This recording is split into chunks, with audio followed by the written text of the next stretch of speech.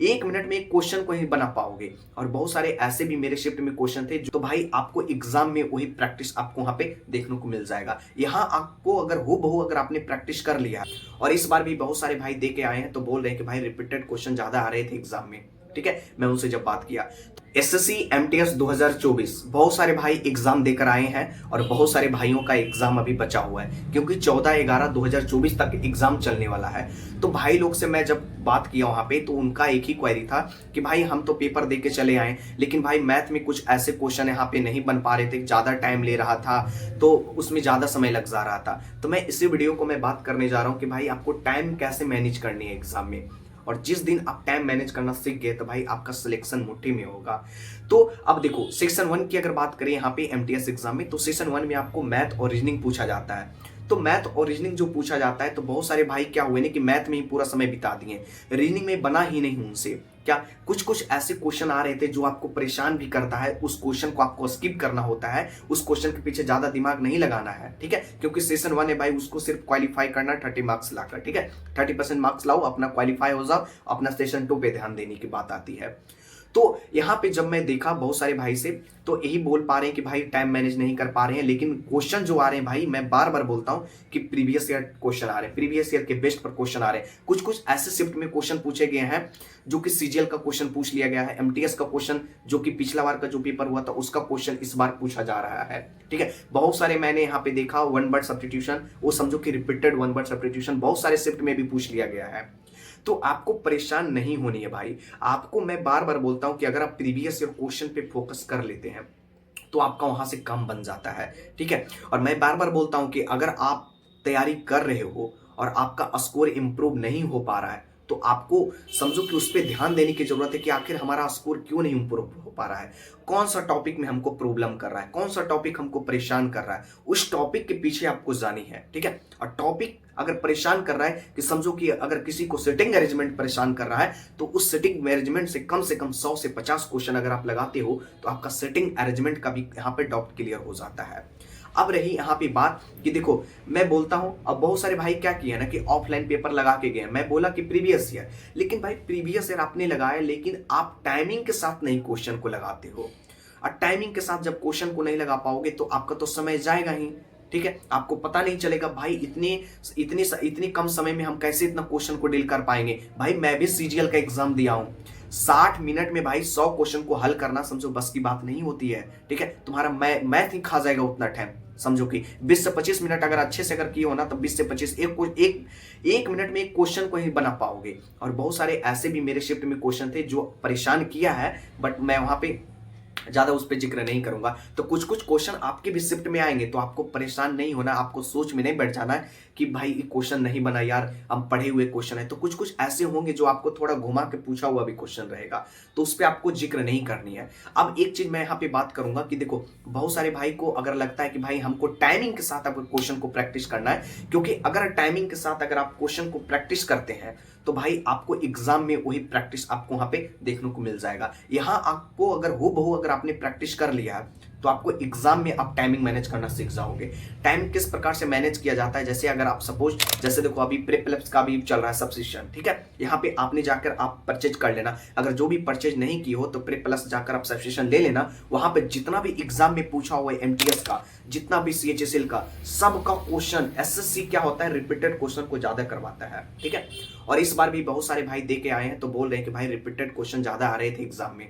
ठीक है, मैं उनसे जब बात किया तो रिपीटेड क्वेश्चन पे आपको ज्यादा फोकस करनी है। तो रिपीटेड क्वेश्चन आपको कहां मिलेगा? ठीक है, तो रिपीटेड क्वेश्चन के लिए मैं बता रहा हूं कि आप प्रिप प्लस का सब्सक्रिप्शन है, वहां से आप प्ले स्टोर से आप डाउनलोड कर लेना प्रिप ऐप। ठीक है, वहां से आप उनकी सब्सक्रिप्शन ले लेना। ठीक है, अगर आपको सब्सक्रिप्शन लेने में अगर थोड़ा सा अगर प्राइस ज्यादा भी दिख रहा होगा तो आप एक काम करना, वहां से आप एसएससी फैम कूपन कोड आप जब अप्लाई करोगे तो आपको वहां पे डिस्काउंट मिल जाएगा भाई। और जब डिस्काउंट मिलेगा तो आपको सबसे कम प्राइस में वो क्या करेंगे कि आपको जितना भी एग्जाम में प्रीवियस ईयर करवाया गया पिछला 5 साल का पेपर आप वहां से अच्छे से लगा पाओगे वहां पे जाकर। ठीक है, वैसा नहीं कि एमटीएस का, सीजीएल का भी लगा पाओगे, सीएचएसएल का भी लगा पाओगे, एमटीएस का भी लगा पाओगे, हर एक एसएससी फील्ड में जितने भी एग्जाम होते सभी का क्वेश्चन लगा पाओगे। और अभी देखो भाई स्कोर इंप्रूव नहीं होने का मेन रीजन यही है ना कि देखो आप लोग टॉपिक नहीं पता कर पाते हो। अभी देखो कौन कौन सा टॉपिक ज्यादा टारगेट कर रहा है। आप देखो कि 2024 में एमटीएस एग्जाम जो भाई दे के आ रहे हैं, कौन कौन सा टॉपिक ज्यादा टारगेट कर रहा है। तो भाई उस टॉपिक के आपको फोकस करने की जरूरत है। उस टॉपिक देखो आप कि भाई इस टॉपिक को ज्यादा टारगेट कर रहा है। जैसे अगर मान लो कि इंग्लिश में अगर आपसे यहाँ पे पूछ लिया कोई एरर का क्वेश्चन, समझो कि आपसे पूछ लिया यहाँ पे प्रीपोजिशन से एरर, ठीक है, तो प्रीपोजिशन का एरर हम यहाँ पे कंप्लीट करके जाएंगे पहले से। प्रीपोजिशन में जितने भी हमारे रूल हैं सबको एक बार अच्छे से उलट डालेंगे। अब पूरा अगर आप देख लोगे तो आपको इंग्लिश का यहाँ पे प्रॉब्लम नहीं होगा। वोकैब का क्वेश्चन जो हमारा होगा वो भाई आपको पता है कि प्रीवियस ईयर के क्वेश्चन वोकैब से बन रहे हैं एग्जाम में। तो प्रीवियस ईयर में जितना भी यहाँ पे आपने तैयार किया है प्रीवियस ईयर का, एक बार आप उसको फटाफट डाल लो। उसको अगर ट्रिकली बेस पर आप लोग बनाए हो तो एक बार उसको रिवीजन करने की जरूरत है, बस वहीं से काम हो जाएगा भाई, ठीक है, वहां से। और देखो आपको सेशन 1 की अगर आपको टेंशन हो रही है कि सेशन 1 में मैथ रीजनिंग है भाई, उसमें भी टाइमिंग हमारा चला जा रहा है, नहीं हल कर पा रहे, तो आप देखो कि टाइम जा रहा है किस क्वेश्चन के प्रति। हो सकता है तुम्हारा भाई टाइम एंड वर्क नहीं अच्छा होगा, ठीक है, स्पीड जो भी यहाँ पे होता है टाइम एंड स्पीड वगैरह, या किसी किसी का भाई का परसेंटेज का क्वेश्चन यहाँ पे नहीं सॉल्व हो पा रहा है। तो पहले आप देखो कि टाइम हमारा जो लग रहा है परसेंटेज वाले में लगा है कि या हाइट एंड डिस्टेंस वाले में लगा है या ट्रिग्नोमेट्री में लगा है। तो जो भी आपको यहाँ पे टाइमिंग आपको बता देगा, जब आप मॉक लगाओगे ना भाई तो आपको पता चल पाएगा कि इस क्वेश्चन के पीछे आपने इतना टाइम दिया फिर भी आपसे इस क्वेश्चन नहीं बना। तो क्यों नहीं बना? तो आप उस क्वेश्चन को आपने जो नोट कॉपी तैयार किया है उसका एक बार आप कॉन्सेप्ट को रिवीजन कर लो। ट्रिक आइडिया मैं बता रहा हूँ भाई, मैं अपने सीजीएल एग्जाम में ऐसा ही किया हूँ। तो उसको मैं यहाँ पे रिवीजन किया, जितने भी यहाँ पे कॉन्सेप्ट बने, जितने भी यहाँ पे जो चीज मेथड था उसको सब मैं एक बार देख लिया। और देखने के बाद क्या हो कि उससे क्वेश्चन कम से कम 100 से 50 क्वेश्चन लगाने के बाद हमारा उसका बेस हमारा स्ट्रांग हो गया। और जब बेस स्ट्रांग हो जाएगा तो आपका, अगर आपने ट्रिग्नोमेट्री का बेस आपने स्ट्रॉन्ग कर लिया नोट कॉपी के सहारे से, जो आपका टाइमिंग ज्यादा लग रहा था उसके सहारे से आपने कंप्लीट कर लिया, तो आपको मजाल नहीं कि भाई आप एग्जाम में जाओगे तो आपके पास अगर ट्रिगो का क्वेश्चन आएगा ट्रिग्नोमेट्री का तो आपसे नहीं बनेगा, ऐसा हो ही नहीं सकता है, ठीक है, क्योंकि आपने यहाँ पे टाइम के साथ मैनेज करना सीख गया। सब कुछ आपकी कॉन्सेप्ट आपकी माइंड में फिट हो चुकी है, आपने अच्छे से रिवीजन किया, आपने 100 क्वेश्चन का प्रैक्टिस किया, तो आपको दिक्कत नहीं होगा भाई। और इसी प्रकार से एग्जाम में बहुत सारे भाई दे के आ रहे हैं और यही आइडिया को अपना रहे हैं, तब जाकर वो भाई स्कोर अच्छा इंप्रूव कर पा रहे हैं। और एग्जाम में जो पेपर हो रहा है, क्योंकि 25 क्वेश्चन इंग्लिश का और 25 क्वेश्चन जीके जीएस का, तो इंग्लिश का तो यहाँ पे भाई समझो कि पेपर इतना अच्छा आ रहा है भाई कि समझो कि अगर आप क्लोज टेस्ट अगर आप अच्छे से प्रैक्टिस किए हो तो 5 से 5 सही कर ही लोगे। अब वोकैब का क्वेश्चन अगर आप प्रीवियस ईयर किए हो तो आप आराम से उसको फिनिश कर पाओगे।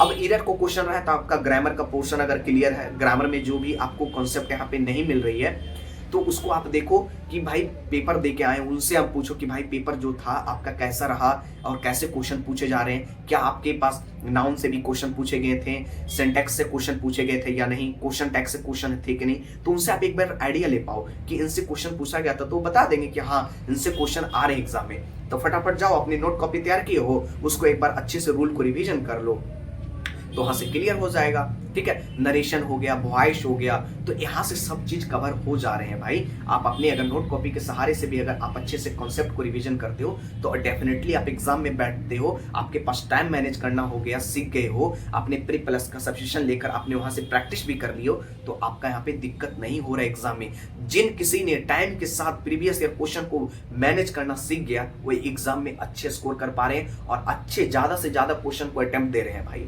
ज्यादा से ज्यादा। 50 की अगर बात करें, 25 क्वेश्चन जीके जीएस का और 25 क्वेश्चन इंग्लिश का, तब 50 में भाई 48 तक चढ़ जा रहे हैं, 48 पार कर जा रहे हैं भाई। तो भाई ये कैसे हो पा रहा है? और समझो कि टाइम भी बचा ले रहे हैं, 5 मिनट 7 मिनट बचा भी ले रहे हैं टाइम, समझो। तो टाइम को मैनेज करना सीखना है तो ऑनलाइन प्रैक्टिस सेट के साथ उतरनी है। ऑनलाइन प्रैक्टिस सेट के साथ जब उतरोगे तो आपका सब कुछ यहाँ पे कवर हो जाएगा और आपको परेशानी नहीं होगा भाई। जिस मेथड से मैंने बताया है एक बार आप करके देखो, आपका डेफिनेटली स्कोर होगा।